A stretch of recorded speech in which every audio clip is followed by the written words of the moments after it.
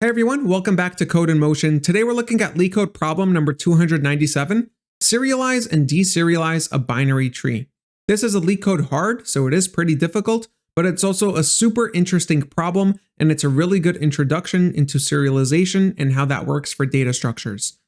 Now, before we get started with this problem, I highly encourage all of you to take a look at my blog for the common LeetCode patterns, because I have one dedicated to binary tree traversal, which goes over the pre-order, in-order, post-order, and level order traversals using BFS. In this problem, we're going to be using the pre-order technique, which is super useful for serialization, and it's going to give you a good background for this problem. Now let's get back to the problem. Serialization is the process of converting a data structure, or any object, into a sequence of bits so that it could be stored in a file or memory buffer, or transmitted across a network connection, and then be reconstructed later on. So design an algorithm to serialize and deserialize a binary tree. There is no restriction on how your serialization or deserialization algorithm should work. You just need to ensure that you could represent the binary tree into a string and then convert that string back into the original tree structure. So let's take a look at an example over here. We're given the tree 1, 2, 3, 4, 5. We need to write an algorithm that can convert this into a string to serialize it. Then we need to write another algorithm to take that string and then deserialize it into this exact tree with the exact and identical shape and number values. So before we get started with this specific problem, I just want to give a background about all the different types of traversing binary trees. And I actually took this snippet back from my video on all the LeetCode patterns, so you could watch that and check that out. If you're interested to know all the common LeetCode patterns, be sure to check out the video. It's in the description. But for now, I just want to give you guys a brief overview of the 3 different ways to traverse a binary tree. So first we have the pre-order traversal.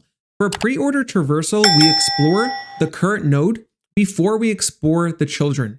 So what that looks like is if you start at the root node, you take 4, then you take 2, then you take 1, then you take 3, 6, 5, and 7. In the in-order traversal, you basically start all the way at the left, and then you take all the nodes in order. So you would go from 1, 2, 3, 4, 5, 6, and 7. In the post-order traversal, similarly, you start with the children nodes, but you scan all the children nodes before you scan the actual node. So what this looks like is you would scan 1, 3, then 2, then 5, then 7, then 6, and then finally 4 at the last iteration. Now, why is this important? Because in this problem, we're talking about serialization. We know we're going to need to scan the tree and somehow construct a string out of that tree. In this case, we have 3 traversal options to choose from: the pre-order, the in-order, or the post-order. The question is, if this is the first time you're seeing this question and you're in an interview setting, it's a stressful environment, you're not sure how to approach the problem, you want to think like this. You want to break down the problem into specific segments that you know about binary trees and understand. So you would start thinking about these 3 traversal types, and then you would choose one traversal type and get confirmation from your interviewer that you're in the step in the right direction. And chances are they'll either tell you yes or no, or try to guide you into the correct answer, but at least you'll be able to share your thought process with them. So in this case, I ask you the question, which traversal should we choose? The pre-order, the in-order, or the post-order? Well, let's actually take a look first at the in-order traversal. We had this list, 1, 2, 3, 4, 5, 6, 7. We see 1 first. Does that tell us anything about the structure of the tree? No, this could be a skew tree. We don't know if 1 appears at the root. We don't know if 1 appears at the left subtree, at the right subtree. We don't know anything about the shape of this tree. Now let's look at the post-order. Once again, we have 1 as the first node. Do we know anything about where that 1 is supposed to go? Could it be the root node? Could it be in the left subtree, in the right subtree? We don't know anything about it. 1 could actually be the root node if the size of the tree was only 1, right? But now let's take a look at the pre-order. In the pre-order, the first node is 4. Do we know anything about 4? Do we know where it belongs? Yeah, that's actually the root node. It's the root node because in the pre-order traversal, you scan the node first, then you scan the children. Do we know anything about 2? Well, yeah, we actually do. We know it's in the left subtree because we scan from left to right. And this intuition that we can use the pre-order to determine where nodes are supposed to go is going to be very useful for deserializing the tree, right? We could always construct a string, but how do you take the string and get back the original representation and the original shape of the tree? So with this intuition, we're going to say that we're likely going to need to use the preorder traversal as opposed to the inorder and postorder. So now let's actually take a look at this specific example. Given our intuition from the conceptual overview, we think we need to use the preorder traversal. So let's actually start by taking the preorder traversal of this tree. So we start with 1, then we go to the left child, which is 2. Then we go to the left child again, which is 4. Now in this case, we explore the left child of 4, which is null. Now, in a typical preorder traversal, you don't include the null values. However, null values are actually very important to determine the structure and the shape of the tree. The null values tell you where you end and no longer need to explore or recursively call on the left and right subtrees. The null value effectively tells you, hey, you're done over here. There's no other children that you need to explore. And so in this problem, if we want to serialize the tree properly, the string that we return back at the end needs to somehow encapsulate the shape of the tree.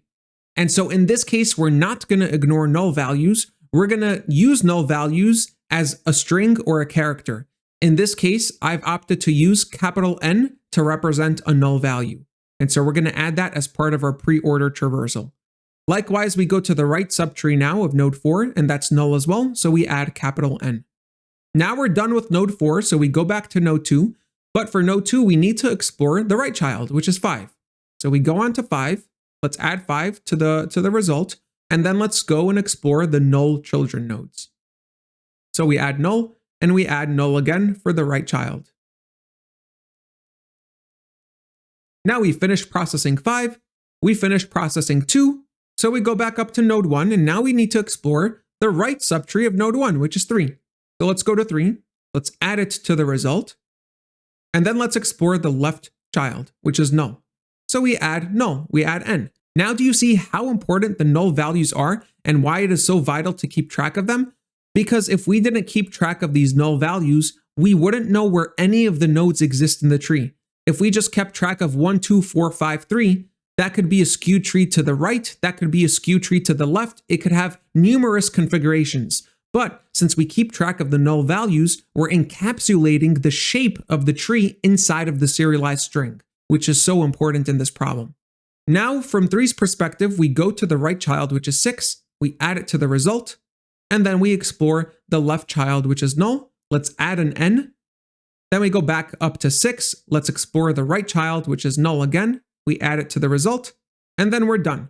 At this point, we're just going to end all the recursive stacks. So we go up from 6 to 3, back up to 1, which is the root node. And now we're done. However, this is in array format. We need a string. How do we convert an array into a string? Well, it's actually pretty trivial, right? By joining all the elements inside of the array. So now we're done with one part. We successfully serialized a binary tree into a string. We converted a data structure into a string representation of that data structure. Now the interesting part is, how do we deserialize this? So let's actually start deserializing this back into an array. Okay, so now we have an array from the string, and now we need to construct the actual tree.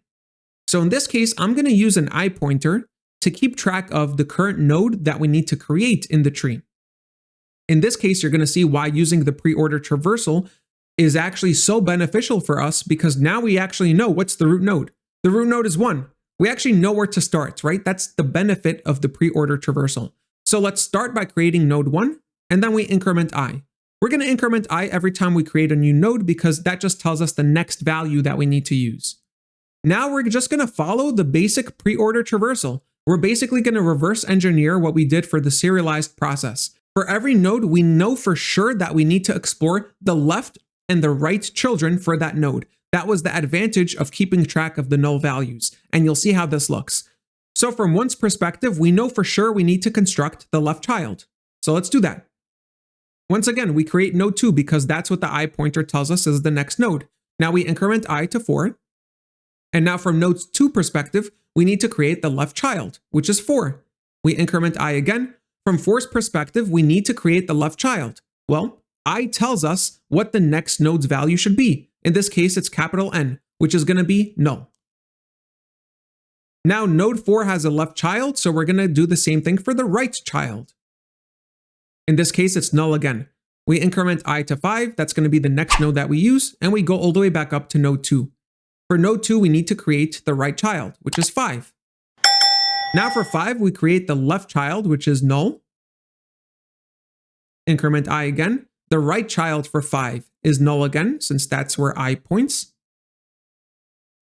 And do you see what we're doing here? For every node that we create, we simply increment I, since that tells us the next node that we need to use. Now for node 5, we did both the left and right children. For node 2, we did both the left and right children, so we're done. We go all the way back up to the recursive stack for node 1. Now node 1 needs to construct its right subtree. So let's go right and use 3. Increment I. Now we go left. For left, we use null, because that's what the I pointer tells us to use. We increment I. Now for 3, we go right. In this case, we're going to create node 6. We increment I. And then for 6, we go left. In this case, it's going to be null.